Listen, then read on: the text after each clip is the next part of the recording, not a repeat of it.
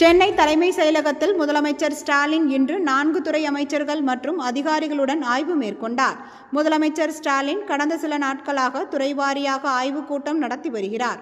அதன்படி இன்று வருவாய் பேரிடர் மேலாண்மை துறை, குறு சிறு மற்றும் நடுத்தர தொழில் நிறுவனங்கள் துறை, கால்நடை பராமரிப்பு, பால்வளம், மீன்வளம் மற்றும் மீனவர் நலத்துறை, தொழில் முதலீடுக்கு ஊக்குவிப்பு மற்றும் வர்த்தகத்துறை ஆகிய 4 துறைகளின் அமைச்சர்கள் மற்றும் அதிகாரிகளுடன் முதலமைச்சர் மு.க. ஸ்டாலின் ஆய்வு மேற்கொண்டார்.